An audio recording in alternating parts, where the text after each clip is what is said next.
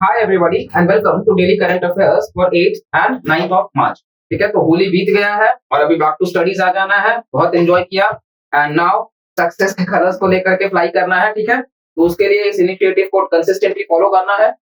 Now coming to the first article, that is great Indian bustard. Now इसके ऊपर हर साल question आता ही रहता है, चाहे यूपीएससी हो, स्टेट पीसीएस हो। आप देखोगे तो इस टॉपिक से हर साल आपको क्वेश्चन मिल जाएगा। तो इसको डिटेल में देख लेते हैं। जैसा कि आपको कहीं ना कहीं कंटेक्स्ट जानने की जरूरत नहीं है ग्रेट इंडियन बस्टर्ड का, उसका सिर्फ आप इमेज देख सकते हैं।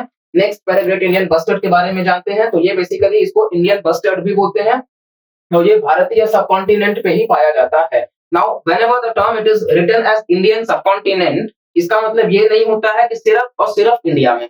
इंडियन सब कॉन्टिनेंट का मतलब है कि इंडिया के साथ जो भी लैंड बॉर्डर शेयर करने वाले मुल्क हैं, कंट्रीज हैं, उनमें भी ये देखने को मिल सकता है। जैसे ये भारत के अलावा पाकिस्तान में भी आपको देखने को मिल जाएगा।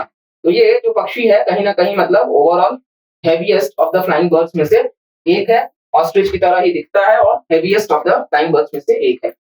और ये जैसा कि हमने देखा भारत और पाकिस्तान में आपको डिस्ट्रीब्यूशन इसका देखने को मिल जाएगा। ये एरिड और सेमी एरिड ग्रासलैंड्स में देखने को मिल जाएगा। थॉर्न स्क्रब वाला रीजन और टॉल ग्रास वगैरह वाला रीजन, यानी कि राजस्थान वगैरह का, जहां पे स्कैंटी रेनफॉल बहुत ज्यादा नहीं होता हो। ठीक है, ड्रॉट वाला एरिया और ड्राई हो कंडीशंस। ठीक है, तो वहां पे आपको ये देखने को मिल जाएगा। और ये डायोनल बर्ड्स हैं। डायोनल का मतलब क्या कि बेसिकली या तो ये अर्ली मॉर्निंग में एक्टिव होंगे या फिर ये इवनिंग आवर्स में, मतलब दोनों ही टाइम एक्टिव होते हैं।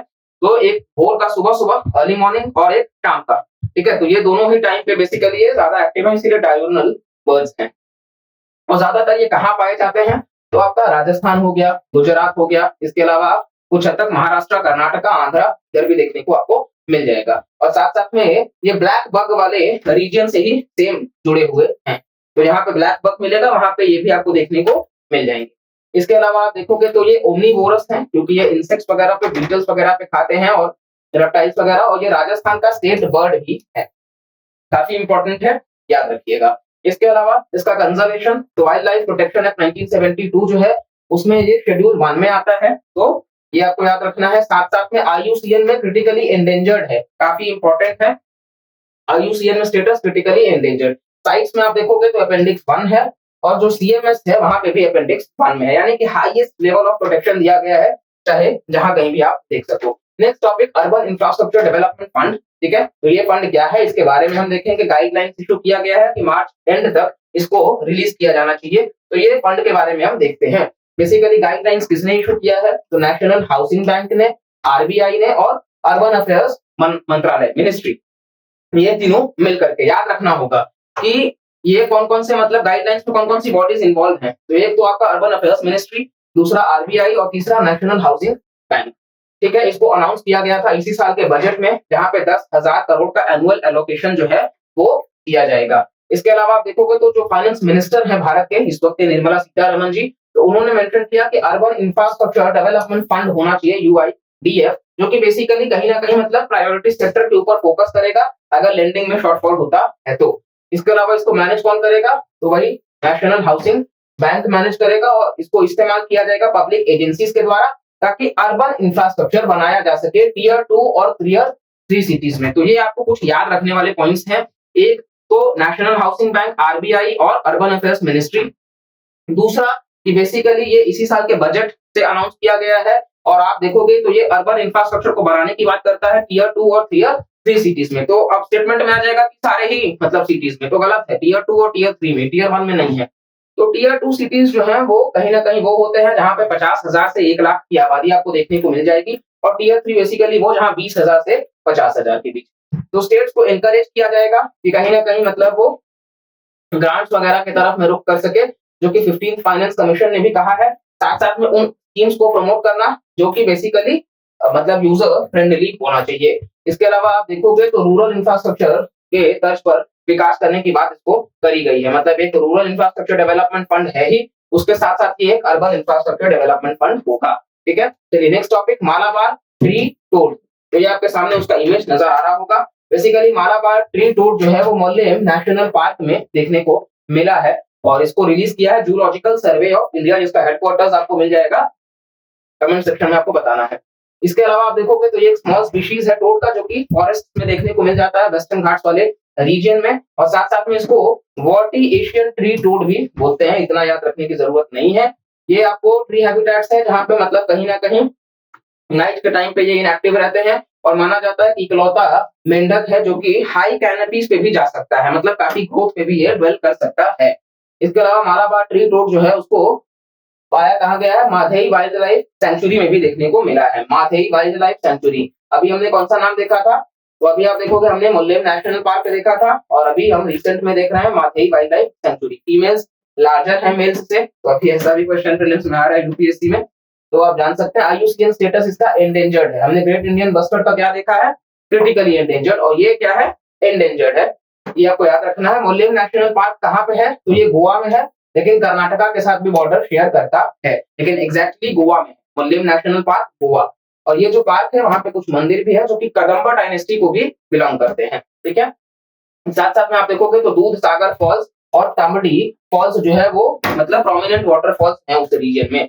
इसके अलावा देखोगे तो कहीं ना कहीं मतलब आपको धंगर जैसे बफेलो हर्डर्स भी मिल जाएंगे, और इसको वाइल्ड लाइफ सेंचुरी डिक्लेयर किया गया था 1969 में, और बाद में रीनेम कर दिया गया भगवान महावीर सेंचुरी।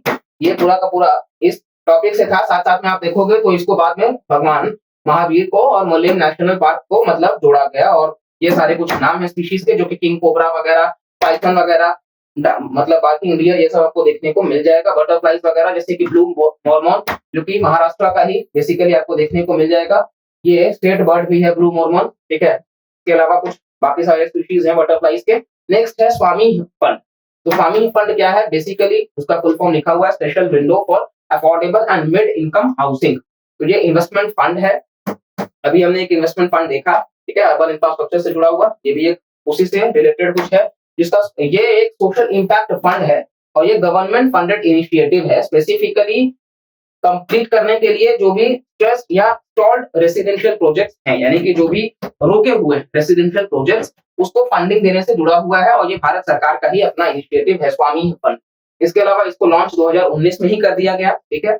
ऑब्जेक्टिव ये है कि कंप्लीट करना वही ब्राउन फील्ड प्रॉपर्टीज को, ग्रीन फील्ड नहीं लिखा हुआ है, ठीक है। ग्रीन फील्ड मतलब कि एकदम से नया, पूरा सब कुछ नया। ब्राउन फील्ड मतलब कि काम चल रहा है लेकिन किसी वजह से वो रुका हुआ है, ठीक है। तो ब्राउन फील्ड प्रोजेक्ट्स के ऊपर इसका टारगेट होगा, जो कि रजिस्टर्ड होंगे रेरा के तहत, रियल एस्टेट रेगुलेटरी अथॉरिटी। इसके अलावा कहीं ना कहीं प्रॉपर्टीज जो है वो अगर डिफॉल्टिंग बोरोवर का है तो उसको स्ट्रेस प्रॉपर्टीज कहा जाता है, और अगर उसको मतलब परचेज करना है तो डिस्काउंट प्राइस पे दे दिया जाएगा, ताकि outstanding loan amount at least revise हो सके। फिर इसके अलावा ब्राउन फील्ड प्रॉपर्टीज हमने देख लिया कि बेसिकली जो प्रीवियसली डेवलप्ड लैंड है लेकिन उसका इस्तेमाल नहीं हो रहा है, अलग अलग रीजन हो सकते हैं, सॉइल कंटामिनेशन, हैजर्ड्स, पेस्ट और पोल्यूशन, ये सारा। स्वामी इन्वेस्टमेंट फंड को स्पॉन्सर यूनियन फाइनेंस मिनिस्ट्री करती है, काफी इंपॉर्टेंट है। कौन सी मिनिस्ट्री अकाउंटेबल है, तो फाइनेंस मिनिस्ट्री, ठीक है। इसके अलावा आप देखोगे तो उसको मैनेज करेगा स्टेट बैंक का ग्रुप है एसबीआई कैप वेंचर्स लिमिटेड। इसके अलावा प्रोजेक्ट आइडेंटिफाई करता है अलग अलग तरीके से कि कौन कौन से स्टॉल्ड प्रोजेक्ट्स हैं, एनपीए अकाउंट्स वगैरह, और इन्हीं सब के बारे में।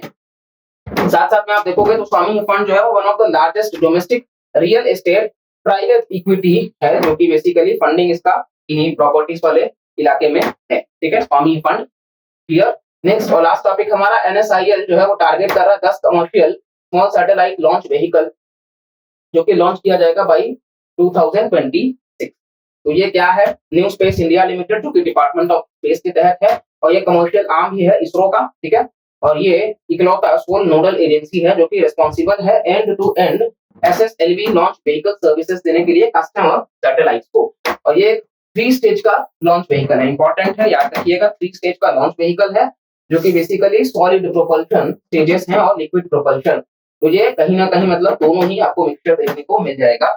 इसके अलावा आप देखोगे तो ये कुछ डायमीटर वगैरह है जो कि आपके लिए इंपॉर्टेंट नहीं है। वेट थोड़ा सा आप देख सकते हैं, अराउंड 120 टन है, तो कई बार बहुत ज्यादा 1200 दिखा देते हैं, तो ऐसा कुछ नहीं है। नेक्स्ट ये कैपेबल है लॉन्च करने के लिए मिनी, माइक्रो और नैनो सैटेलाइट्स वगैरह भी, ठीक है। लो अर्थ ऑर्बिट, ये याद रखिएगा, लो अर्थ ऑर्बिट। इसके अलावा ये कहीं ना कहीं इमर्ज कर रहा है मार्केट स्मॉल सैटेलाइट के लिए कि लो अर्थ ऑर्बिट में उसको भेजा जा सके। भारत का जो शेयर है ग्लोबल स्पेस इकोनॉमी में वो 360 बिलियन यूएस डॉलर्स का है, जिसको बढ़ा करके कहीं ना कहीं और ज्यादा हम लेकर के जा रहे हैं एसएसएलवी के हेल्प से। इसके अलावा एडवांटेजेस क्या है कि टर्न अराउंड टाइम जो होगा उसको कम किया जाएगा, इससे कॉस्ट इफेक्टिव बढ़ेगा हमारा, इंफ्रास्ट्रक्चर की जरूरतें कम पड़ेंगी और मैन पावर का नेक्स्ट आप देखोगे तो पीएसएलवी और जीएसएलवी से अलग एसएसएलवी जो है उसको असेंबल किया जा सकेगा वर्टिकली भी और हॉरिजॉन्टली भी, ठीक है। इसके अलावा आप देखोगे तो ये अलग अलग टाइप्स के ऑर्बिट्स हैं, जैसे कि जियो स्टेशनरी ऑर्बिट, इस पे क्वेश्चन हो सकता है, ध्यान से सुनिएगा। ये सैटेलाइट्स जो जीईओ सर्कल में होते हैं ये इक्वेटर से ऊपर होते हैं, मान लीजिए इसको हम अर्थ कंसीडर कर लेते हैं, ठीक है। इसके अलावा ये आप देखोगे तो ये इक्वेटर हो गया।